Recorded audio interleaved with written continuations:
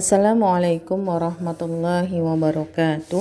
Anak-anakku yang dirahmati oleh Allah, kita kembali di Sirah Nabawiyah hari Rabu 14 Oktober 2020. Pada kesempatan kali ini kita melanjutkan dari perjalanan Rasulullah SAW yang pertama ke Syam dan usahanya untuk mencari rezeki. Kita tahu bahwa Rasulullah ketika berusia 12 tahun diajak pamannya Abu Thalib pergi ke Syam dalam suatu kafilah dagang, dan kemudian bertemu di Basra dengan seorang ahli kitab bernama Bahira yang sudah terkenal, dan juga Rasulullah pernah bertutur tentang dirinya. Jadi Allah benar-benar memelihara dan memelihara Rasulullah itu dari penyimpangan yang dilakukan oleh para pemuda seusianya saat itu. Nah, seperti yang Ustazah sampaikan bahwa Rasulullah pernah ingin sesuatu itu yang biasa dilakukan oleh para pemuda seusianya itu. Jadi di masa jahiliyah itu kalau misalkan berhura-hura, berpesta-pesta, mendengarkan musik, kemudian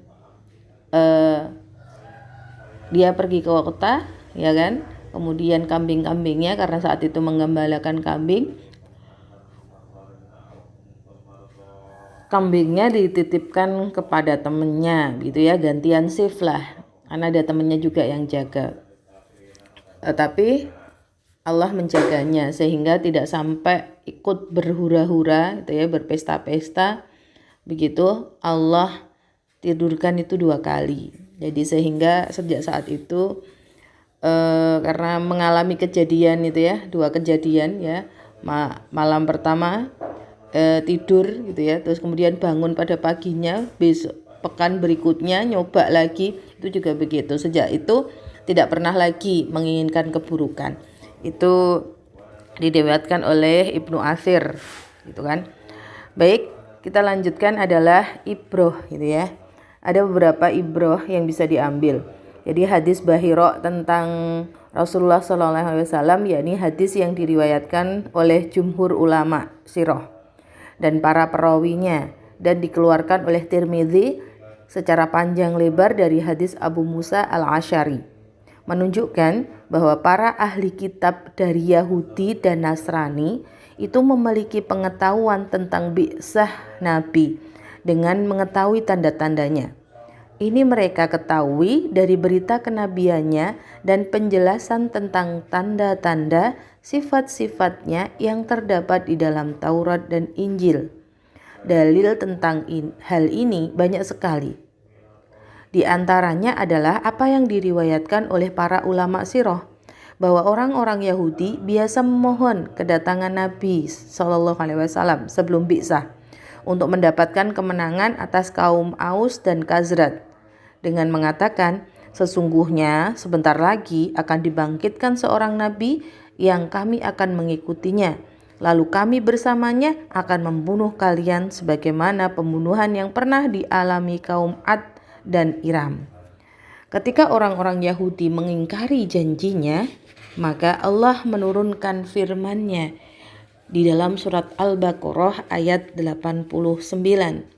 Ustazah bacakan artinya. Dan setelah datang kepada mereka Al-Quran dari Allah yang membenarkan apa yang ada pada mereka. Padahal sebelumnya mereka biasa memohon kedatangan Nabi untuk mendapatkan kemenangan atas orang-orang kafir. Maka setelah datang kepada mereka apa yang telah mereka ketahui, mereka lalu ingkar kepadanya. Maka laknat Allah atas orang-orang yang ingkar itu. Nah, ini sudah dijelaskan ya. Jadi kaum Yahudi dan Nasrani itu lebih tahu kedatangan Rasulullah dan tanda-tandanya. Al-Qurtubi dan lainnya meriwayatkan bahwa ketika turun firman Allah surat Al-Baqarah ayat 146, Jadi orang-orang Yahudi dan Nasrani yang telah kami beri Alkitab, yaitu Taurat dan Injil, mengenal Muhammad seperti mengenal anak-anak sendiri. Dan sesungguhnya sebagian di antara mereka menyembunyikan kebenaran padahal mereka mengetahui. Hal ini kebiasaan ya, orang-orang Yahudi dan Nasrani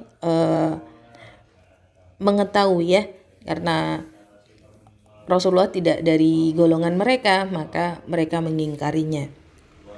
Umar bin Khattab bertanya kepada Abdullah bin Salim, jadi seorang ahli kitab yang telah masuk Islam, apakah kamu mengetahui Muhammad SAW sebagaimana kamu mengetahui anakmu? Maka Abdullah bin Salam menjawab, ya, bahkan lebih banyak. Allah mengutus malaikat kepercayaannya di langit kepada orang kepercayaannya di bumi dengan sifat-sifatnya. Lalu saya mengetahuinya. Adapun anak saya, maka saya tidak mengetahui apa yang telah terjadi dari ibunya. Kalian bahkan tahu keislaman Salman Al-Farisi itu kan juga disebabkan karena ia melacak berita kebenaran gitu ya, kebenaran berita Nabi SAW dan sifat-sifatnya dari Injil. Dari siapa? Dari para pendeta, ya kan? Ulama-ulama Alkitab yang dia diikuti Salman Al-Farisi sebelumnya.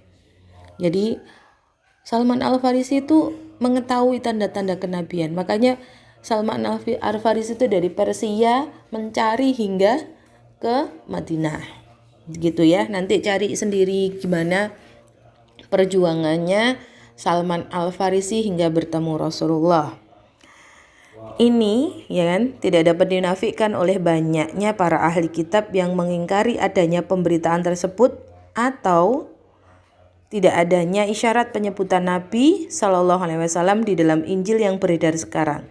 Sebab terjadinya pemalsuan dan perubahan secara beruntun pada kitab-kitab tersebut telah diketahui dan diakui oleh semua pihak.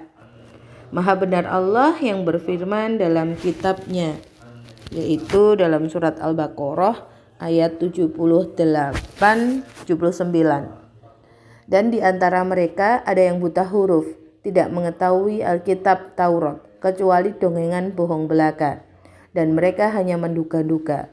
Maka kecelakaan yang besarlah bagi orang-orang yang menulis Alkitab dengan mereka sendiri.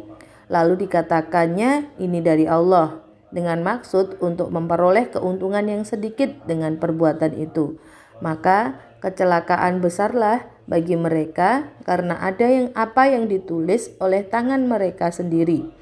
Dan kecelakaan besarlah bagi mereka karena apa yang mereka kerjakan. Jadi anak-anakku yang dirahmati oleh Allah, sampean sudah tahu ya bahwa ternyata agama kita itu beruntun mulai dari Nabi Adam. Dan adapun agama-agama Nasrani, Yahudi yang sekarang itu adalah, yaitu tadi disebutkan dalam surat Al-Baqarah 78-79. Jadi mereka itu menulis kitab-kitab mereka untuk keuntungan mereka sendiri. Jadi ibaratnya memalsukan. Dan itu terus begitu ya. Nanti detailnya suatu saat Ustazah akan lanjutkan.